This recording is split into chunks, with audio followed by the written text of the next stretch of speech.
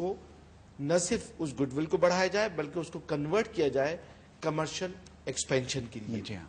اور ہم نے یہ ان کو تجویز کیا کہ آپ پاکستانی عام مثال کے طور پر جو ایکسپورٹ نہیں ہوتا اور جس کے سفیر صاحب حد درجے معترف تھے ان آموں کو مراکش کے لوگوں میں متعارف کرایا جائے. مراکش کا ملک ایک ایسا ملک ہے جس کے ساتھ پاکستان کے تاریخی روابط ہیں. ان تاریخی روابط کو پھر ایکسپینڈ ہونا چاہیے کمرشل اس کے اندر. اور جیسا انہوں نے تجویز کیا کہ پاکستان کے لیے سرمایہ کاری کے وہاں بہت مواقع ہیں اور جو مراکش کے سرمایہ کار ہیں ان کے لیے پاکستان میں سرمایہ کاری کے، مراکش کے جو امپورٹرز ہیں ان کے لیے پاکستان کی، جیسے کہ ابھی کہا گیا نان ٹریڈیشنل آئٹمز میں food items, spices, ready to eat meals, یہ وہ چیزیں جو کبھی پاکستان سے ایکسپورٹ نہیں ہوتی تھی اور اب پاکستان اس میں ایک بڑا ایکسپورٹر ہوتا جا رہا ہے.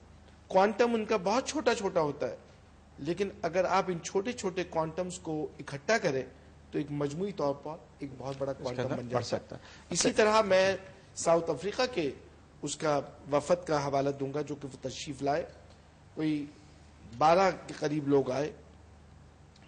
انہوں نے آئیڈینٹیفائی کیے وہ ایریاز جس میں پاکستان سے وہ بائنگ کر سکتے ہیں. مثال کے طور پر کول، ہمارے پاس دنیا کے دوسرے بڑے کوئلے کے ذخائر ہیں 185 ارب ٹن جو انٹیکٹ پڑے ہوئے ہیں جن کو ایکسپلائٹ نہیں کیا جا رہا. اس کے ساتھ انہوں نے گرینائٹ کا حوالہ دیا. اس کے ساتھ جو سویڈن سے ایک وفد آیا ہوا تھا اس نے کہا کہ آپ جو اپنی یہ ماربل نکالتے ہیں اور جو گرینائٹ نکالتے ہیں، جو طریقہ آپ استعمال کر رہے ہیں اس میں 40-50% ضائع ہو جاتی ہے. ان کے پاس ٹیکنالوجی ہے جس سے وہ کٹ کر کے وہ چیزیں نکالتے ہیں، آپ کو دام زیادہ ملیں گے، وہ مقدار جو ہے وہ زیادہ، اور فنیشنگ بھی اس کی اچھی ہوگی، فنیشنگ بہت اچھی ہوگی. اختر صاحب آپ کی طرف آتے ہیں، جیسے چاولہ صاحب نے کہا اور عاصم صاحب نے بھی کہا کہ مین فوکس جو تھا وہ میرے خیال سے یہ تھا کہ نان ٹریڈیشنل آئٹمز جو ہیں ان کی تجارت کو بڑھایا جائے.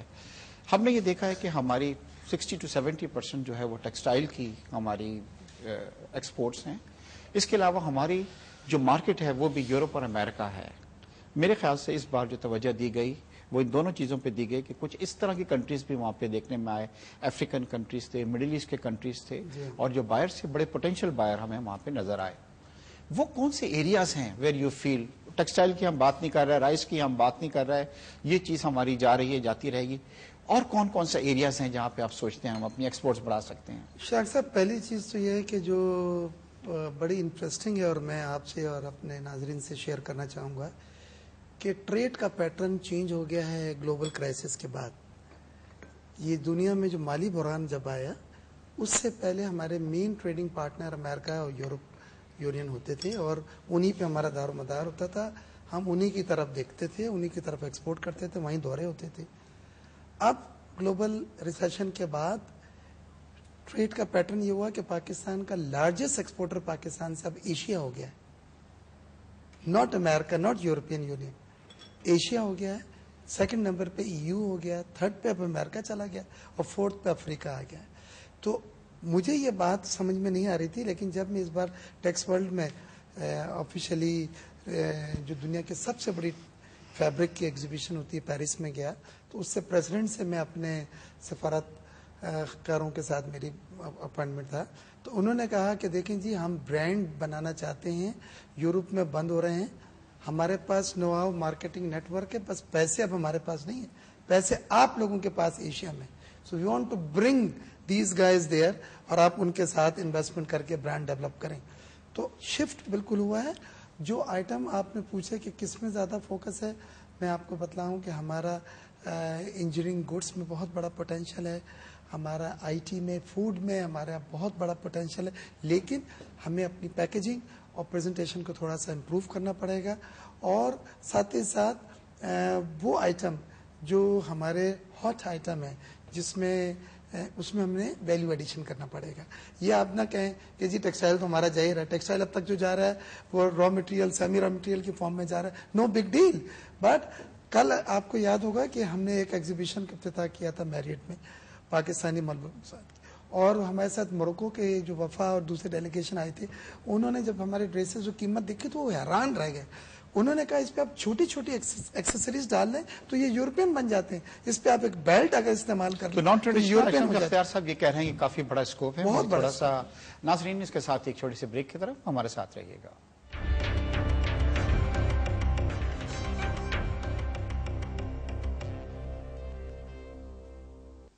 ویلکم بیک ناظرین. گفتگو ہو رہی تھی کراچی میں ہونے والے منعقد گئے تھے کراچی میں ایکسپو پاکستان کی، جس کا افتتاح ہمارے وزیر اعظم نے کراچی میں جمعرات کے روز کیا تھا، اور آج اس نمائش کا جو تھا وہ آخری دن تھا اور بہت سکسیسفل نمائش رہی. جیسے ہمارے مہمان بتلا رہے تھے کہ تقریباً پاکستان کو $80 ملین کے آرڈرز ان 3 دنوں میں ملے ہیں، اور ہم شیور کہ جب یہ بائرز جو ہیں واپس جائیں گے تو اس کے اندر اضافہ بھی ہوگا. عاصم صاحب، آپ تینوں دن وہاں پہ بہت بزی رہے، میں آپ کو اکثر دیکھتا رہتا تھا، بڑا اچھا انٹریکشن آپ کا رہا.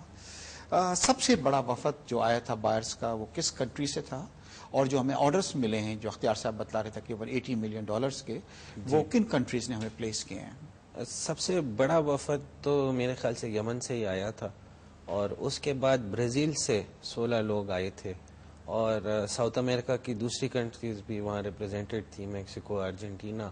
اسپین سے بڑے اچھے ڈیلیگیٹس آئے تھے، جرمنی سے آئے تھے، یو کے کا ایک بہت بڑا ڈیلیگیشن تھا، ایجپٹ سے آیا تھا. اس مرتبہ ملیشیا سے بڑی اچھی پارٹیسپیشن تھی، اور اسپیشلی ملیشیا نے ایک لیڈ رول لیا ہے حلال فوڈ میں. تو وہ بڑے انٹرسٹڈ تھے کہ پاکستان میں آ کر دیکھیں کہ یہاں سے کون سا سیمی پروسیسڈ فوڈ یا پروسیسڈ فوڈ ملیشیا کے تھرو جو ہے وہ آل اوور دا ورلڈ وہ اس کو ایکسپورٹ کر سکتے ہیں. اور آصم صاحب، وہاں پہ حلال فوڈ کے حوالے سے بھی ہمارے جو مینوفیکچررز تھے وہاں پہ موجود تھے.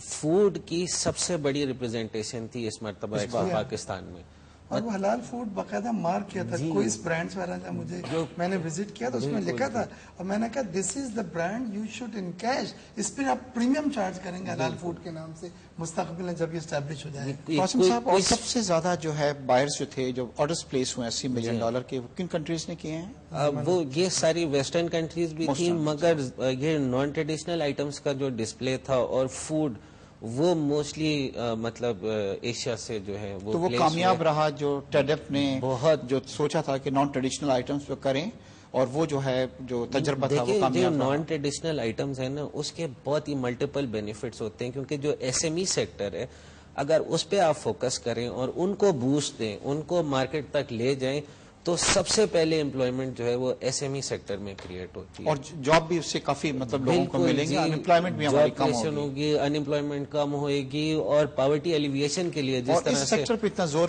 پریویسلی نہیں دیا گیا ہے. چاول صاحب، دوبارہ آپ کی طرف آتے ہیں کہ آپ ہمیشہ کنٹینیوٹی کی بات کرتے رہے. جو بھی وفود آئے آپ کے پاس، آپ نے ان سے یہی کہا کہ اب آپ لوگ آئے ہیں اور اب فیڈریشن کو بھی چاہیے کہ وہ بھی وفود لے کے ان مالک کو جائے تاکہ کنٹینیوٹی رہے. اور یہی چیز آگے چل کے پاسبل ہے. کچھ کنٹریز سے ہمیں کچھ آرڈرز نہیں ملے ہوں، مگر اگر ہم اس کو فالو کرتے رہیں اور جائیں اور پھر ملیں ایک دوسرے سے، تو مجھے امید ہے کہ انشاءاللہ کچھ نہ کچھ پیش رفت ہو سکتی ہے. آپ نے کچھ فیڈریشن نے اس طرح کا پلان کیا ہے، کسی کنٹری کو فوکس کیا ہے کہ وفد لے کے آپ جائیں گے؟ دیکھیے صاحب، میں اس نقطہ نظر کا حامل ہوں کہ ہر شعبے میں، لیکن تجارت میں خاص طور پر حرکت میں برکت ہوتی ہے. جب تک آپ موو اراؤنڈ نہیں کریں گے، جب تک آپ لوگوں کے پاس جائیں گے نہیں، اپنی پروڈکٹس کو متعارف نہیں کرائیں گے، جب تک کامیابی آپ کی نہیں ہوگی. اور یہ سوچ لینا کہ پہلے ہی سفر میں یا پہلے ہی موقع میں آپ پہ کامیابی کے آپ جھنڈے گاڑ کے آئیں گے، ہو سکتا ہے نہ ہو. آپ 100 بیج ڈالتے ہیں تو 1 یا 2 اس میں سے اسپراؤٹ کرتے ہیں. آپ کو تباتر کے ساتھ جانا ہوگا. میں اس دوران میں 2 چیزیں ہم نے فیڈریشن نے تہیہ کیا ہے.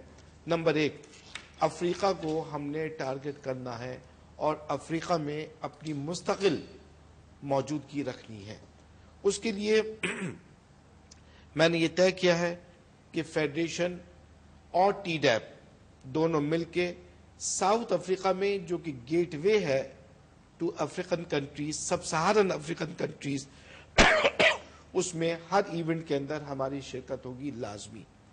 دوسری طرف ہم لیبیا کے اندر اپنا ایک ٹریڈ ریپرزنٹیشن کا آفس کھول رہے ہیں. پاکستان کے سفیر لیبیا میں جمیل خان صاحب اس معاملے میں انتہائی زیادہ ہمیں سپورٹ دے رہے ہیں. وہ ہوگا تو وہ نارتھ افریقہ اور گلف کو چھوڑ کے मिडिल ईस्टर्न ममालिक के साथ राब्ता रखेंगे। तो दोनों तरफ से, नॉर्थ से जिसमें मराकश भी शामिल है, और मराकश में जो आप डेलीगेशन